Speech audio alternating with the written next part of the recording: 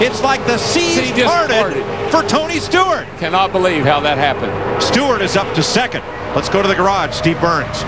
With Bobby Labonte, Bobby, how disappointing with a great race car and a great team effort to be here in the garage. No, we're still disappointing, you know. Here we go, boys. Got the big one off of turn 2 back here, guys. Well, we'll get back to Bobby Labonte in a moment as teammates Mark Martin and Greg Biffle have crashed. Actually, it wasn't as big as I thought it was going to be when it started. There were a lot of cars around, but only 2 really got involved. A lot of right front corner damage. Whoa, there's another one. I didn't see him. And we got no brakes. Right front's gone. All that. Boy, Hendrick Motorsports' fortunes turned sour in a hurry. 48 on the last caution, 24 on this. We heard him say no brakes. And a lot of smoke from Carl Edwards' car. Big tire up there as well on the 99. Let's see what happened here, Darrell. Well, let's see. We're up in the middle here. Bunch of 3 wide. The 16 of Biffle and Gordon coming. Oh, Yaley gets into the back of the 16. Just caught him in that left rear quarter panel. Nowhere for Mark Martin to go.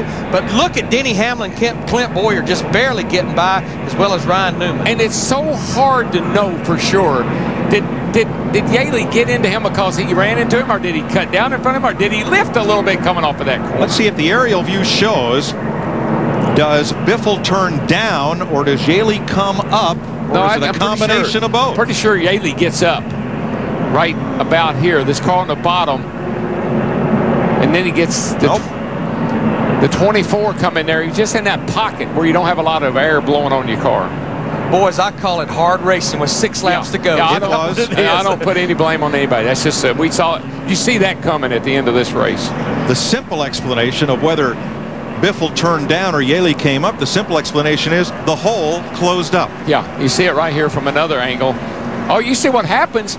Biffle got loose. Biffle's car was getting loose, and that's why Yaley got into him. And just nowhere for Mark Martin to go at all in the 6. I love it. We get so many great looks, and you first see this, and then you see that, and then you see the real deal. And Biffle's car just stepped out on him, and that's why Yaley got into him. Watch. It's hard to tell from this angle, but see Biffle's car start to get a little loose right there?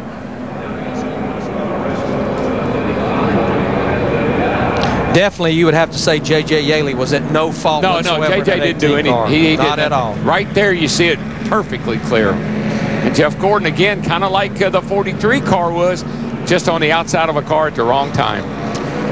And Darrell, that's probably why when you look at some of these cars that were involved, I question the 4 tires that late in the race put you that far back. The best you can. We got wrecked off of 2, guys.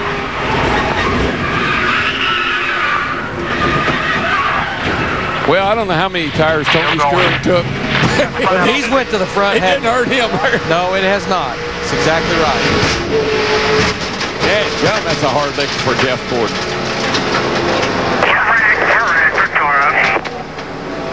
Gordon said the right front was done, and he had no brakes. He has climbed out of the Pepsi DuPont Chevrolet.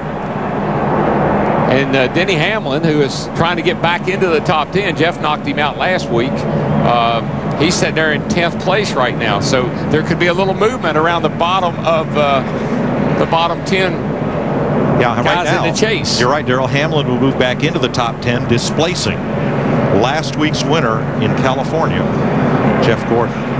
Sorry to interrupt Bobby Labonte explaining what happened to him in the wreck with Jimmy Johnson. But now let's go back to the garage and Steve.